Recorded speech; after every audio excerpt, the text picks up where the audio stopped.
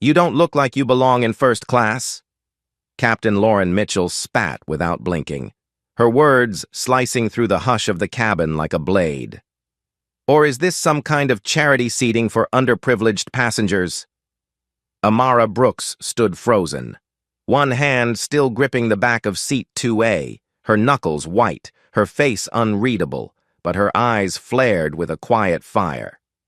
Before we go any deeper into this story, I want to know something. Where are you watching from?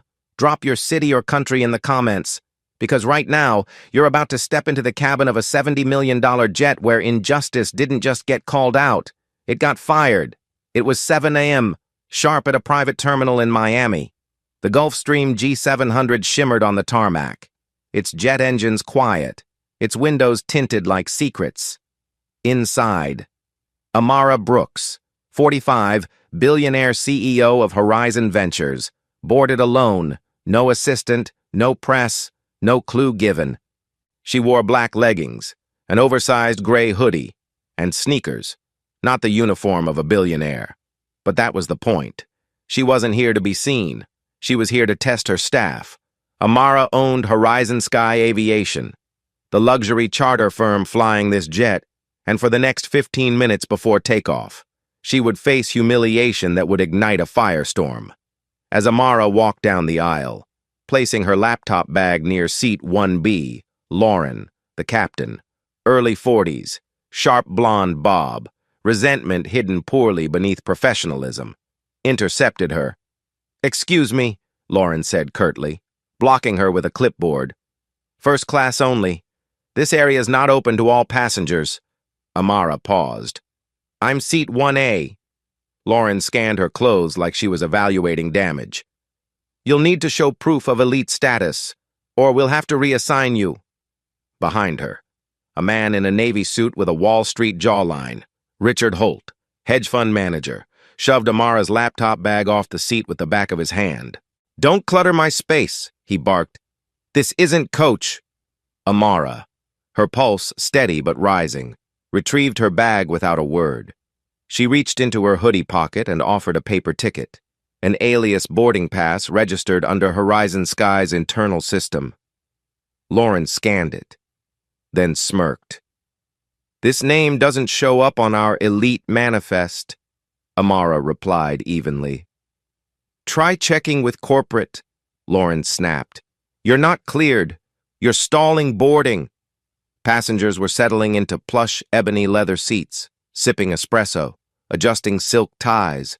One of them, a young black man with dreadlocks and a Patagonia vest, Jaden Cole, a tech founder, glanced up, pulled out his phone, and hit record.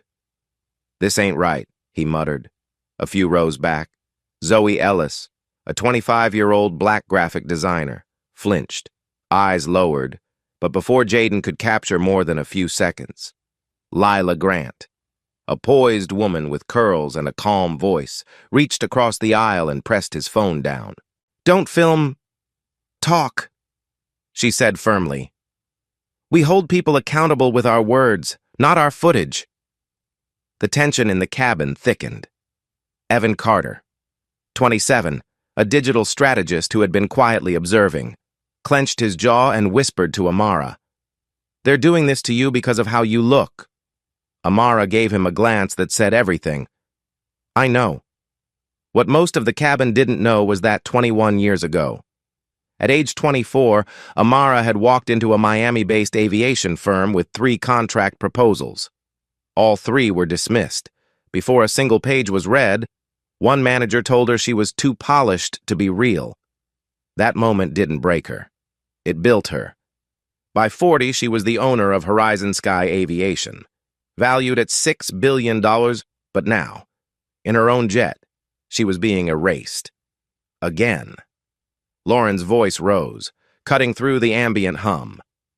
"This non-elite is delaying our flight," Richard chimed in, waving a fake metal ID. "Priority seating," he said smugly, as if that explained his aggression. Amara stood her ground. "Check my status, Lauren, or you'll regret it." Lauren let out a laugh that wasn't laughter. "You're not in our system.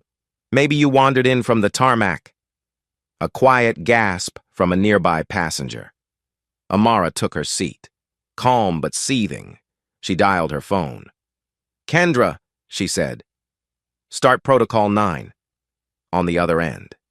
Kendra Miles, her loyal assistant back at Horizon Ventures, replied instantly. "It's ready, ma'am." Evan leaned in. "You okay?" Amara answered without looking at him. "I've seen this before." Richard, arms crossed, muttered loud enough to be heard. "She doesn't belong here," Evan shot back. "You're out of line." Amara didn't flinch. "You're sinking. Richard?" Jaden raised his phone again, ready to film the moment. But Lila snapped. "Stop! Jaden! Solve this like a human being!" Then came the twist that flipped the cabin. Amara gave Kendra a sharp nod no one could miss.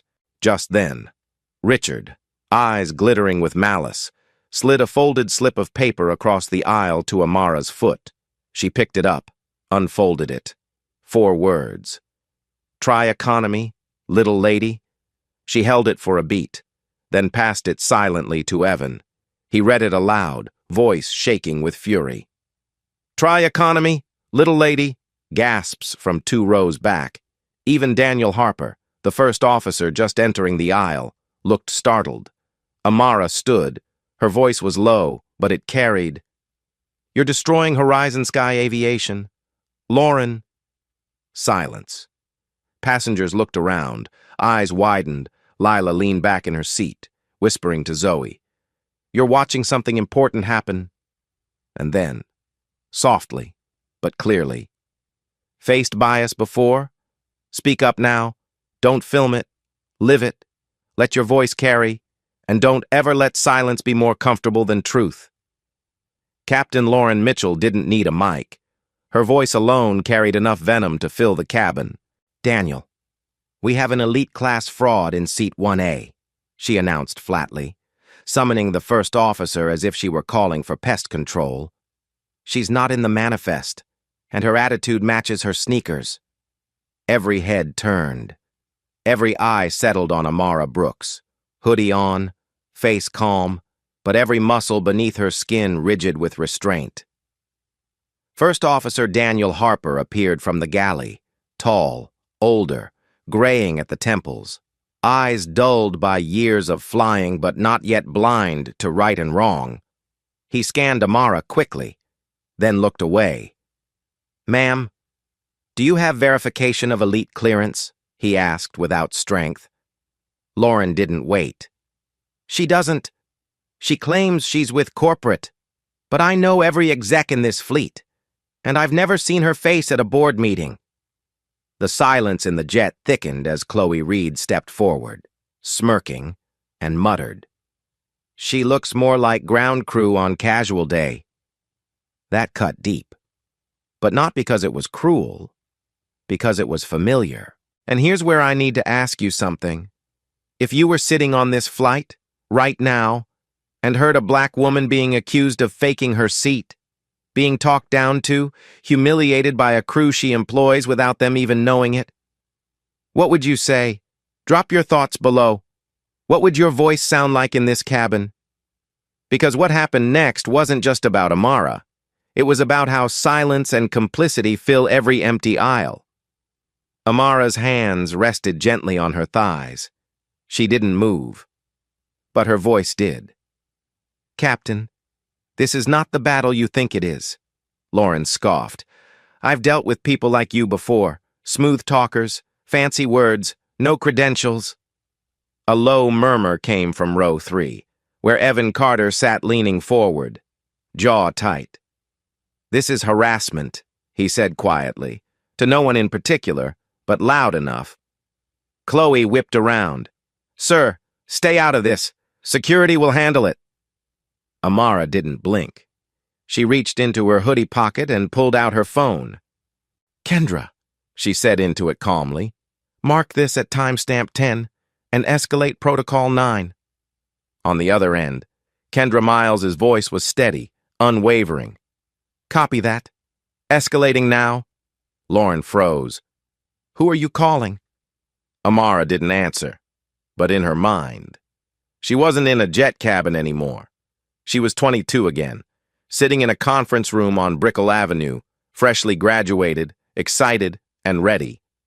She had just presented her aviation startup idea, passion glowing through every slide.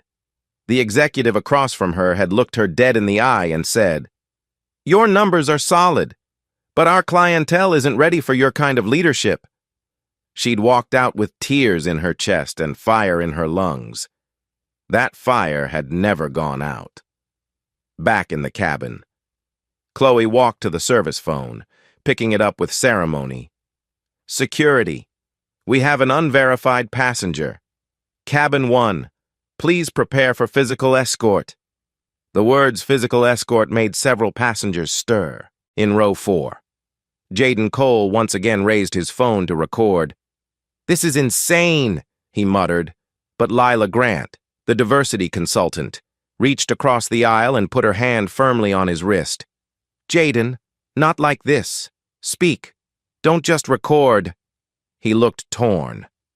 "If I don't film this, who'll believe it happened?" Lila said quietly. "They will, because we won't let them forget it."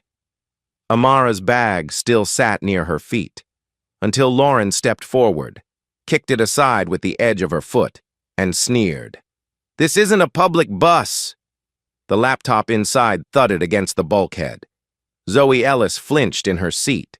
Amara still didn't move. She looked to Daniel. "Is this how Horizon Sky trains its officers now?" Daniel opened his mouth, then closed it.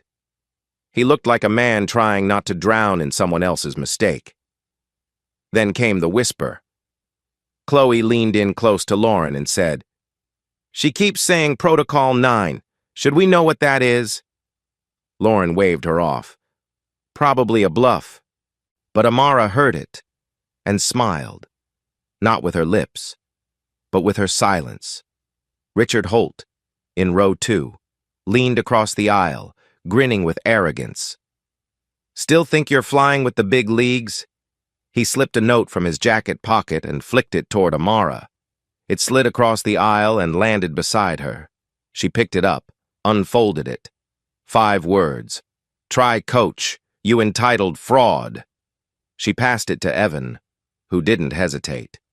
He stood and read it out loud to the entire cabin. "Try coach, you entitled fraud." A woman in the back gasped. A man muttered, "Jesus Christ." Lila closed her eyes. Jaden put his phone down. Lauren walked forward slowly, her posture straight, her voice lower but no less cruel. "You can sit there and bluff all you want, but we'll verify you in 5 minutes, and then you'll be on the tarmac looking up at this jet instead of sitting in it." Amara looked up, finally locking eyes with Lauren. "You're so busy trying to protect your title, you forgot how easy it is to lose it." Lauren scoffed. "From who? You?" And then the twist landed. Quiet, but cutting. Daniel stepped forward, eyes wide now. "Captain, I think she's someone from corporate. I've seen her in the internal bulletins." Lauren turned on him. "You've seen her where?" Daniel hesitated. "I didn't know her name, but I think she's—" "Don't finish that sentence," Lauren snapped. Amara turned slightly and said into her phone, "Kendra, how long until the system pushes the executive registry live to internal flight crew?" 30 seconds. Kendra answered, "Corporate's monitoring the cabin audio now." Amara looked around slowly at the passengers. Some had phones in hand, but none were recording now. They were watching, listening. Lila leaned forward and whispered, "You're making them face themselves," Evan muttered. "You're making them choose a side." "And Zoe?" Zoe finally spoke, voice trembling but honest. "I've never seen someone stay this calm while being treated like nothing," Amara replied softly. "It's not the first time." The tension cracked like lightning as Captain Lauren Mitchell crossed her arms and barked. "Show your bank account, then. Prove to everyone in this cabin that you actually belong here." Every passenger turned, some shocked, some silently nodding, others too stunned to speak.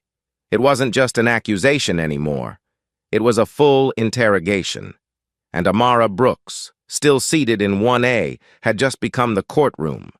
Her fingers rested quietly on the armrest, but her silence screamed louder than Lauren's demand. "You can't even fake elite status properly," Lauren added, stepping closer, her voice cutting through the polished luxury of the jet like it didn't belong to her. "Go ahead. Let's see your financials. You wanted attention. Now everyone's watching." Daniel Harper, the first officer, stood rigid beside her, his face pale, sweat starting to bead near his collar. Richard Holt laughed in his seat, tapping his gold ring on the wood of the aisle divider like a gavel. "She's stalling," he said. "She's got nothing." Then he raised that same fake executive security badge he'd flashed earlier and added, "This plane has standards. If we let her sit here, what's next?" It wasn't just arrogance anymore. It was performance, performed cruelty. For an audience, Chloe Reed, already emboldened by Lauren's tone, stepped forward with a slight smile and lifted the service phone. "Security, please confirm presence outside the aircraft. We are requesting immediate passenger removal. Unverified status. Non-compliant behavior." The moment she spoke, the door at the rear of the cabin opened. In walked Marcus Tate, head of on-jet security for Horizon Sky Aviation. Tall, built like a boulder in uniform, and always composed, until today. He looked at Amara like she was a security threat, not the CEO who signed his checks. "Ma'am, you'll need to collect your belongings and exit the aircraft immediately," he said. His tone was sharp, final, no questions. "Under whose authority?" Amara asked, not moving. "Captain's orders." Marcus replied, "This isn't optional." He stepped closer, and as he reached for her jacket draped on the seat back, Amara rose, not quickly, not with drama, but like a storm cloud shifting into motion. "Don't touch what doesn't belong to you," she said, voice low, eyes locked on his. Behind her, Evan stood, trembling with anger. "You can't be serious," he said to Marcus. "She hasn't done anything wrong." But Marcus stayed rigid. "She's interfering with flight procedures. That's all I need." From behind him, Jaden once again raised his phone, whispering, "This time, I am recording." But Lila stood, walked down the aisle, and gently placed her hand over the lens again. "Not yet, Jaden," she said softly. "Let the truth speak first." And then, to everyone's surprise, Daniel cracked. He didn't shout. He didn't break down. But his voice betrayed him. Tight, high, uncertain. "Captain, Chloe's the one who made the security call, not you. You hesitated. She didn't." The cabin fell still. Chloe's head snapped toward Daniel.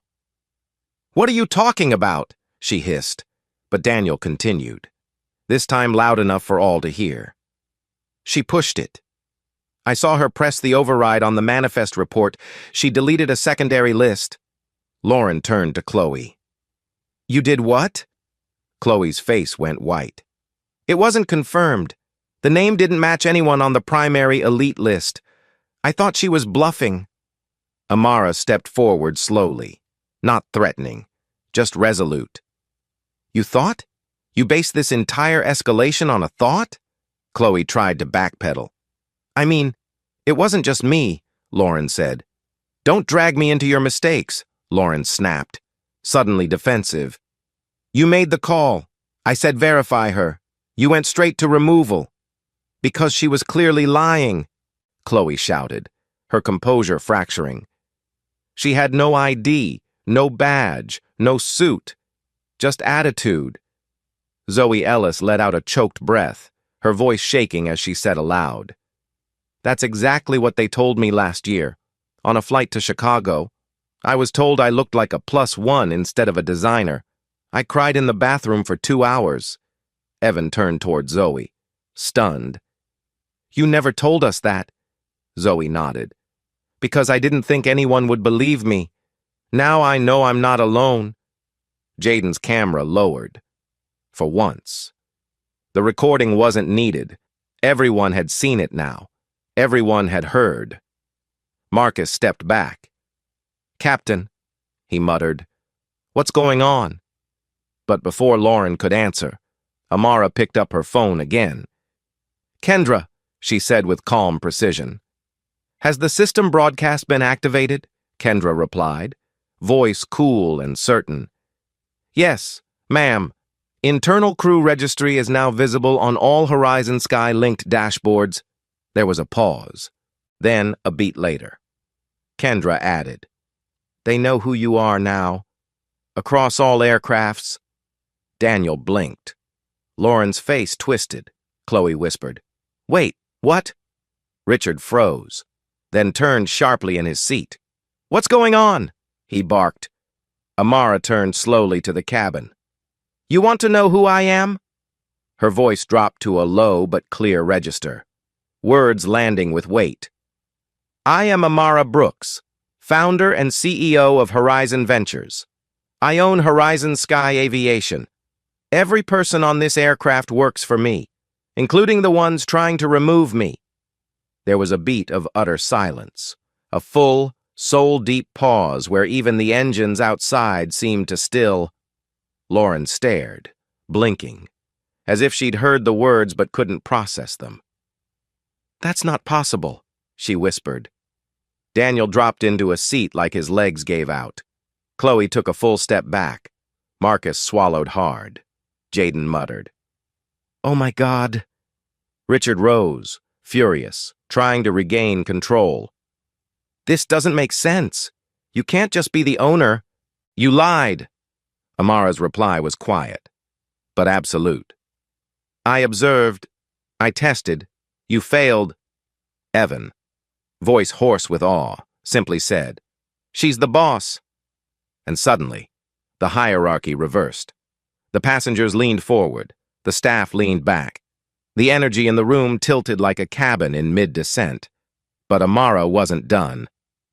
This jet, she said, gesturing around them, was supposed to represent a new future in luxury travel, one that welcomed people for who they were, not how they looked. And in 15 minutes, your actions showed me we are nowhere near that goal. Then she turned to Chloe. And you will not take another flight under my company's name. You're done. Chloe's lips trembled. Her knees gave just a little. She whispered, Please. I just wanted to impress them. You impressed no one, Amara replied. Turning to Marcus, Escort her off. She is no longer part of this crew. Marcus nodded slowly. He didn't argue. He didn't resist. He simply stepped behind Chloe and gestured toward the rear door. For the first time since the flight began. Chloe obeyed without a word. Captain Lauren Mitchell stood rigid near the cockpit door, her voice laced with desperation now rather than dominance. Remove her, she ordered sharply, eyes fixed on Marcus Tate, the head of onboard security, who hesitated for the first time since boarding. She's undermining command authority and refusing to comply. Remove her now. Her voice cracked slightly as she added, This is a direct order. Across the aisle, passengers sat frozen in disbelief. Some glanced toward the cockpit, others toward the woman at the center of it all, Amara Brooks, still standing tall in seat 1A, her posture unshaken, her voice silent but resonant in its composure. She didn't flinch when Marcus stepped forward, didn't react when he reached toward her shoulder, not with aggression, but with hesitation, as if somewhere inside. He already knew what this moment would cost him. Ma'am, I need you to come with me, he said, his voice no longer authoritative but uncertain, trying to convince himself as much as her. Amara didn't move. Marcus, she said softly, I sign your paycheck. He blinked. His hand froze inches from her arm. She added, the only person you're escorting off this plane today is a lie. From the cabin's middle row. Evan Carter stood again, voice rising now, sharp with outrage. She owns this jet. Why are you still trying to remove her? Lauren snapped from the front. Because ownership doesn't override flight protocol. She concealed her identity, violated crew compliance. Richard Holt barked from his seat. This is exactly why she doesn't belong here. Rules are for everyone else, right? Jaden stood beside Evan, fists clenched. You mean rules are for people who look like her? That broke something in the air. A brittle silence shattered into murmurs. Then words. Real voices now. Passengers objecting aloud, not just whispering between seats. A woman in business attire raised her voice. She hasn't been violent. She hasn't broken any law. You're throwing her off because she doesn't fit your picture of power, another man added. I've flown Horizon Sky 5 times. If she owns this company, then what the hell are you doing flying it like a private club? Amara slowly sat back down in 1A, never looking away from Marcus. You still want to grab my arm? She asked quietly. Marcus swallowed hard. His hand dropped to his side, but Lauren's voice rang out again, hard, brittle. If you won't do it, I will. And she stormed down the aisle. Just then, Amara's eyes shifted, just slightly, toward seat 3C, where Zoe Ellis, quiet all this time, suddenly stood. Her hands trembled, but her voice was stronger than anyone expected. No, Zoe said, stepping into the aisle between Lauren and Amara. You're not touching her. Lauren stopped. Get out of the way, she hissed. You don't want to escalate this. Zoe shook her head. You already did. I've sat in these seats before and watched women like me get humiliated and no one did a thing. Not today. Her voice cracked, just once, and Amara saw something in her. Herself. 20 years ago, alone in rooms filled with smirks and slow nods, always told she had to prove twice as much just to be half believed. Lauren took another step forward, but now Evan, Jaden, and a third passenger blocked the aisle. This ends now, Evan said. You're not in charge anymore. Marcus stepped back as if retreating from the center of a slow explosion. Captain, he said quietly, you've lost the cabin. Amara picked up her phone again. Kendra, she said. Corporate update? On the other end. Kendra's voice came sharp and clear. All internal staff databases now show your owner verification. Flight command override granted per protocol. Terminal ops and legal are on standby. Lauren stared, frozen. You activated legal? Amara nodded. I came to see if the rumors were true. Reddit complaints, anonymous reports, internal whispers, and now, thanks to you, I have more than evidence. I have witnesses. Richard stood again, voice rising. This is insane. You can't just come in here and flip a company upside down with a phone call, Amara replied coolly. I didn't flip anything. You exposed it for me. Chloe Reed, already fired and seated near the rear under Marcus's eye, let out a breathless whisper. She knew the whole time. Lauren's hands trembled. You tricked us. No, Amara said. I tested you, and you failed. Lauren turned to Daniel, her last ally in uniform. Say something, she snapped. But Daniel didn't move. He sat, hands folded, looking at the floor, too ashamed to speak. Amara looked across the cabin, making eye contact with every passenger, even the ones still uncertain, still watching. You all saw it. You all heard it. Every word, she nodded at Zoe. And if you ever doubt whether speaking up makes a difference, remember what happened when one voice stood up to power. A beat passed. Then Zoe said softly, I didn't stand alone. A ripple of emotion passed through the cabin. Small gasps, nods, one woman wiping a tear with the cuff of her blazer. Amara returned her gaze to Marcus. "You still want to drag me out? Or are we done pretending I don't belong here?" Marcus shook his head, voice low with regret. "We're done." But Amara wasn't finished. "Good," she said, "because Horizon Sky's leadership is about to change, and not in silence." She stood again. The cabin had transformed. Not its furniture, not the lighting, but the energy, the hierarchy, the rules. In 15 minutes. Power had shifted not through shouting or fists, but through quiet endurance, exposure, and the undeniable gravity of truth. Amara dialed again. "Kendra, inform legal. I've halted takeoff. Tell them Horizon Fair begins today." "Already done," Kendra said. "Lauren, Chloe, and Richard are under investigation. The board is watching, and they're backing you." Lauren turned, red-faced, and stormed back toward the cockpit. But no one followed. Not Daniel, not Marcus, not the passengers. She walked alone.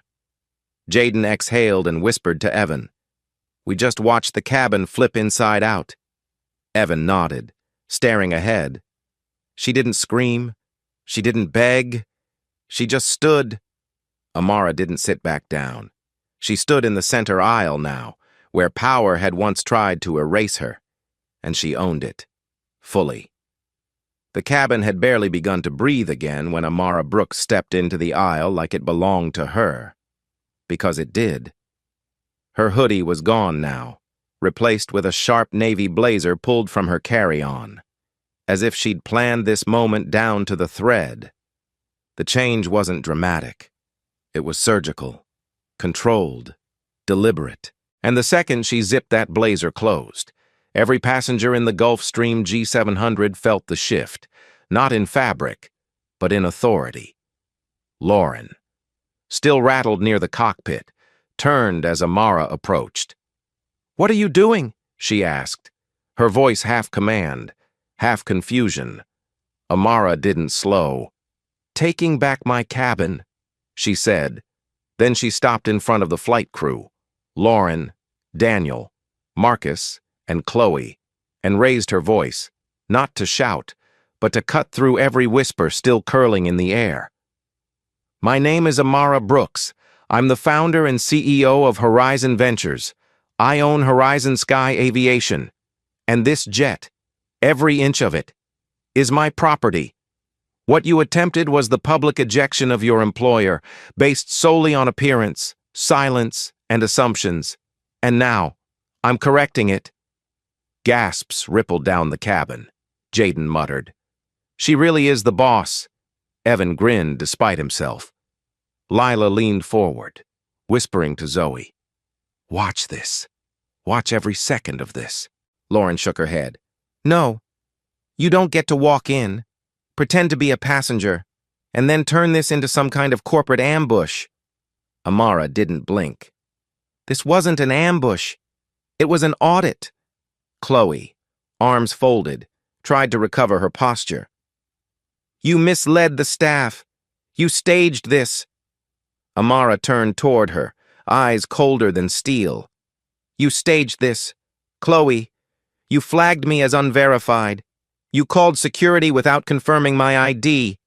And you smiled while doing it. You're fired." Chloe's mouth fell open. "You can't be serious." "I am." Amara's voice left no room for negotiation. "Turn in your Horizon Sky badge and step off my aircraft immediately." Marcus nodded from behind her, no longer resistant. Chloe looked around, hoping someone, anyone, would intervene, but no one did. Not Daniel, not Lauren, not the passengers. She was alone now, her entitlement stripped bare. Then Amara turned to Richard Holt. "You assaulted my belongings, mocked another passenger, and passed me a note telling me to try economy. You're banned, permanently, from Horizon Sky, effective now." Richard jumped up, furious. "This is a stunt. A reverse discrimination circus. This is consequences, Amara replied, without raising her voice. And your firm will be hearing from mine. Kendra's voice came through Amara's phone, still on speaker. Already in motion. Ma'am, our legal team has filed incident reports.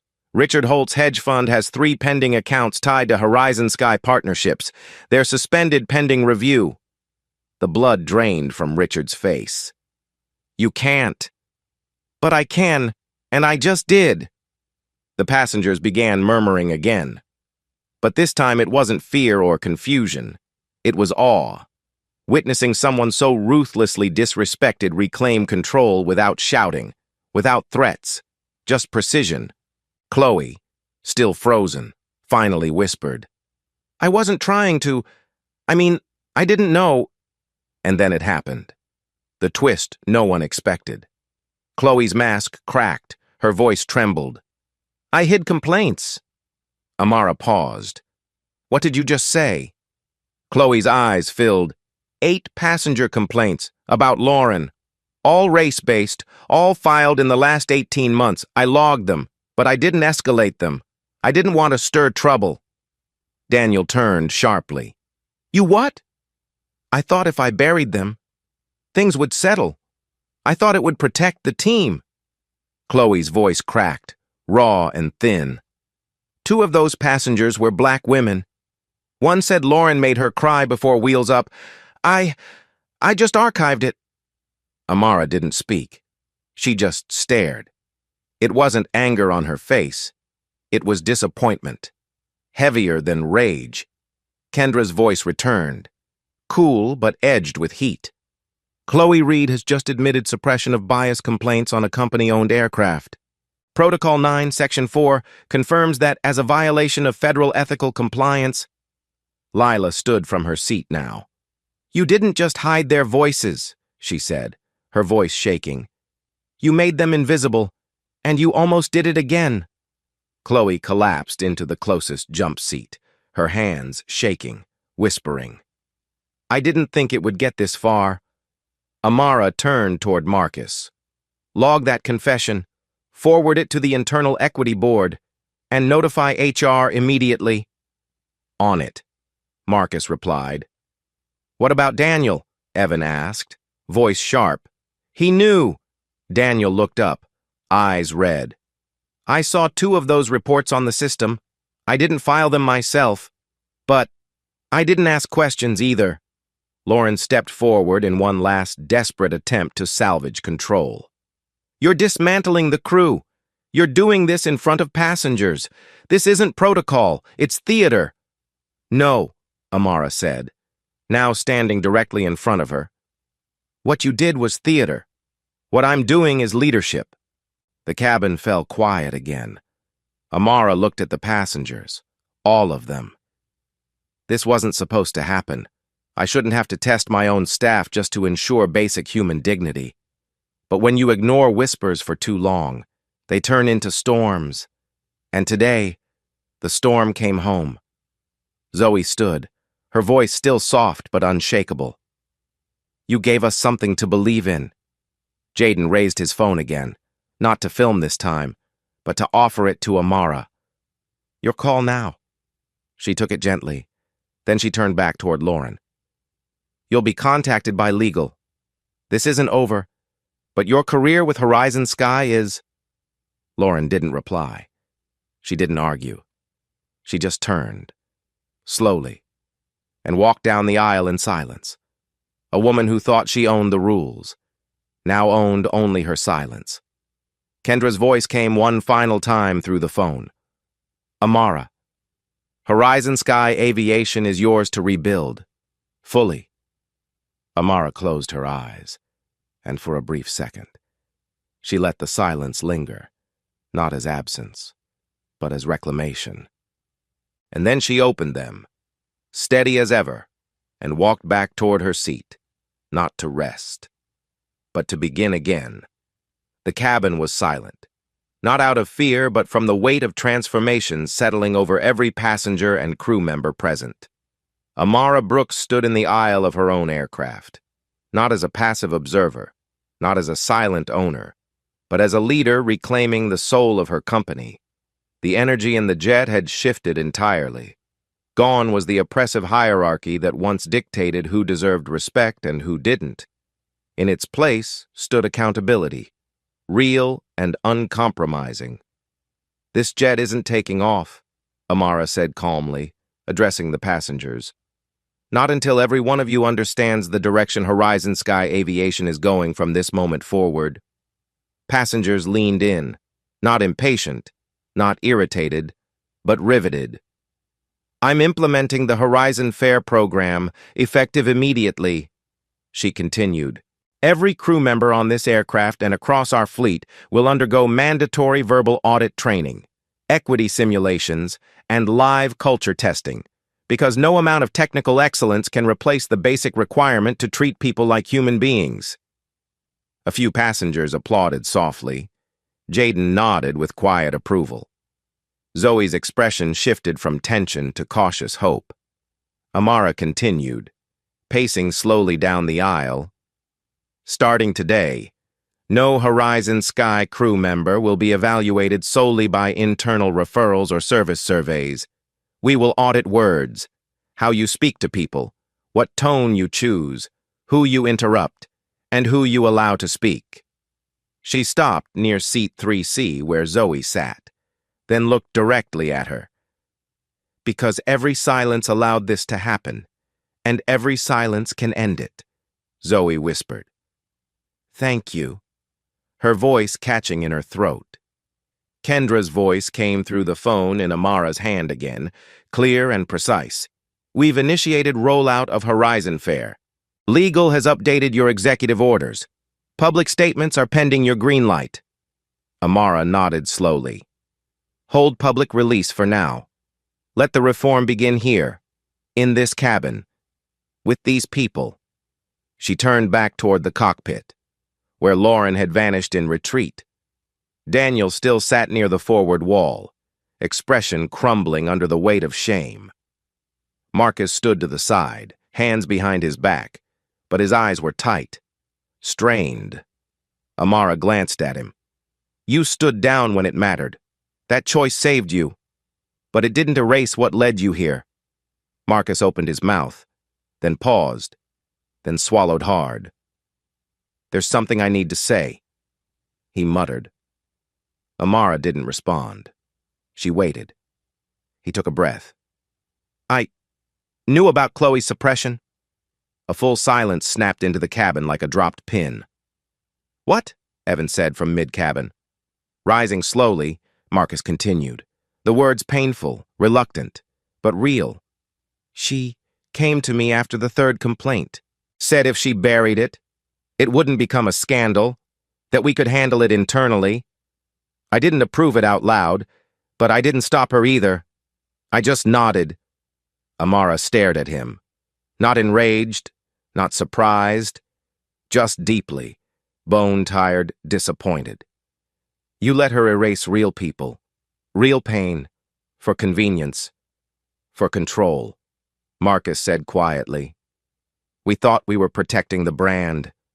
Amara's jaw tightened. "You weren't protecting the brand. You were protecting comfort.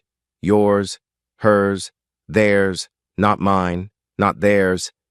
She nodded toward Zoe, toward Lila, toward the passengers who had heard it all. "Every time you chose comfort, someone else paid for it in silence." Chloe, seated in the back under security hold, whispered something, barely audible. "What was that?" Lila asked. Chloe raised her head. Her voice shook. "There were 2 complaints last spring. One came from a woman named Charlene Hudson. The other, a man named Levi Gordon. Both filed statements about Lauren humiliating them for asking questions about the elite boarding process. Said she questioned if they actually belonged. I flagged them both. Never filed them upward." Marcus saw the logs. Lila looked stunned. "Those names were on Reddit. We all assumed they were exaggerating." Amara didn't blink. "They weren't. And thanks to this, the world will know they weren't." Kendra's voice returned through the phone. Amara, HR has just flagged internal suppression across 5 past flight teams. 3 involving Lauren, 2 involving Chloe, 1 flagged by Marcus as neutral conflict that was never resolved. The jet had become a courtroom, not of law, but of values. And every confession cracked the walls of the old system. Amara took a deep breath. No one on this aircraft will fly again without facing the Horizon Fare Board. This wasn't bias in isolation. It was culture in hiding, and that ends here. Jaden finally broke his silence. You think people can change? Amara looked at him. I don't hope for change. I enforce it. That's the difference. Lila nodded. And what happens to the rest of them? Amara said clearly. Those who confessed with integrity will face accountability through the Horizon Fare process. Those who tried to cover it up will face legal review. Marcus nodded, voice lower than ever. Understood. Amara continued walking down the aisle, slowly, deliberately. Horizon Sky Aviation is no longer a silent company. We will train differently, hire differently, promote differently, and above all, listen differently. She looked to the passengers. This is your flight now, too. If you see something, say something. And this time, we'll listen. Zoe smiled for the first time since boarding. Jaden set his phone down for good. Evan whispered, This is how change really starts. Amara stopped at the center of the aisle and looked back toward the cockpit, where no one spoke. Then she raised the phone again. Kendra, notify operations. This flight is grounded until every one of these crew members has been reviewed. Send backup crew from Miami base. Reassign the manifest if needed. Done, Kendra said. And Amara, I'm proud of you. Amara nodded once. So am I. The hush in the cabin was no longer tension. It was reverence. The same jet that had once been a stage for humiliation now echoed with clarity, justice, and purpose. Amara Brooks stood tall in the aisle, blazer sharp, voice steady, as she addressed the remaining passengers with finality. This incident doesn't end here, she said, and her tone carried the weight of a verdict. Captain Lauren Mitchell, First Officer Daniel Harper, Flight Attendant Chloe Reed, and Security Officer Marcus Tate will each face formal proceedings under Horizon Sky Aviation's Ethics Review and Federal Aviation Compliance Regulations. Their actions, omissions, and choices on this flight violated not only protocol, but the dignity of our passengers and the mission of our company. A few passengers nodded slowly, others whispering affirmations. Their employment is suspended effective immediately, she added, and FAA ethics investigators have been alerted. Legal departments from both Horizon Ventures and the Department of Transportation will receive full transcripts and voice logs from this cabin. This was not just insubordination, it was systemic bias in action. Evan clapped quietly. Lila followed. Even Richard, silent and pale, looked down, defeated. Kendra's voice returned over speakerphone, quiet and resolute. Richard Holt's firm has been notified. His advisory accounts have been removed from all Horizon Sky partnerships. We've also flagged his corporate conduct for peer review. Amara turned toward the cabin door. This wasn't about status, or wealth, or titles. This was about value, the value of being seen, respected, and heard. And if we allow silence to protect ignorance, we become the very thing we claim to oppose. The passengers listened not like customers, but like citizens who had witnessed history in the making. Then Zoe Ellis stood slowly, voice soft but firm. You didn't just stop a plane, she said. You stopped something that's been flying under the radar for years. Amara's eyes softened as she turned to face the young woman. And you gave it a voice. Zoe. That's what matters, Jaden added. So what happens next? Amara responded without hesitation. We rebuild. Horizon Sky Aviation will undergo a full cultural realignment. Every new hire will pass live dialogue reviews, implicit bias testing, and continuous performance audits, not just on how they perform, but how they behave. The Horizon Fair program will launch across every base, every flight, every crew. She looked to Lila. Passengers like you will be invited to sit on rotating feedback panels. You'll shape this with us, not from the back, but from the front, Kendra chimed in again. And, as of this moment, Horizon Sky's legacy fleet guidelines now include passenger dignity as a key metric for performance evaluation. That was when Daniel finally stood. His face was heavy with guilt. There's something else, he said quietly. Amara turned. Speak. He looked at the passengers, then back at her. 2 years ago, I received a folder with 6 bias-related complaints against Lauren, 2 filed by internal crew members, the rest by passengers. I buried them. I didn't want to believe she was capable of it. I thought if I ignored it, it wouldn't spread. Amara's face didn't change, but her silence deepened. It did, she finally said, and it almost swallowed this company whole.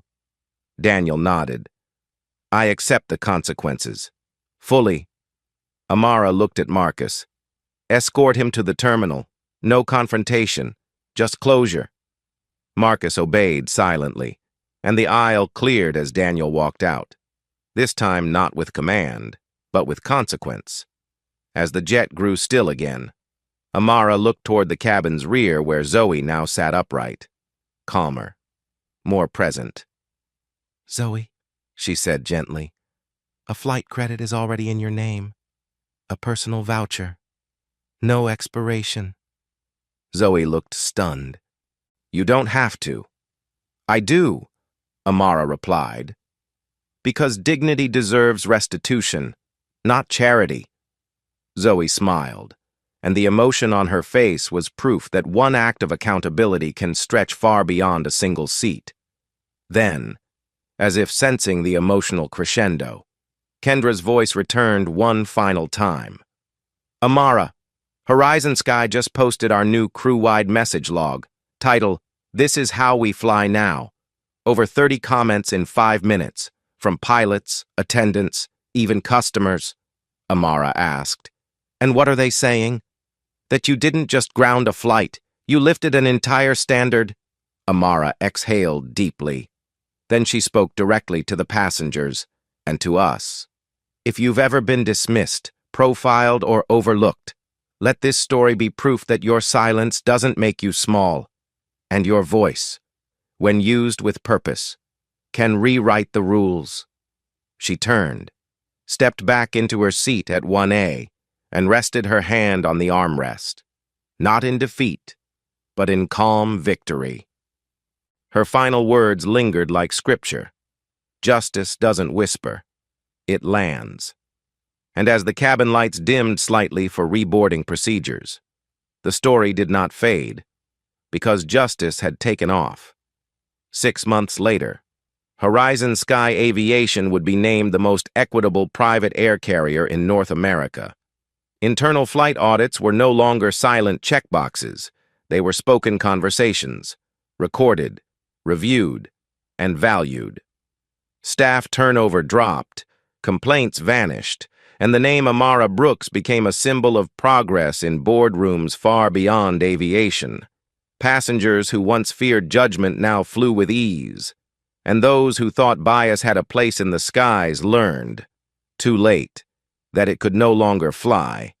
So if you've ever been silenced, minimized, or ignored, remember this flight, this cabin, this woman, and remember, when power ignores justice, courage takes the wheel. Speak up, stand firm, and take your seat.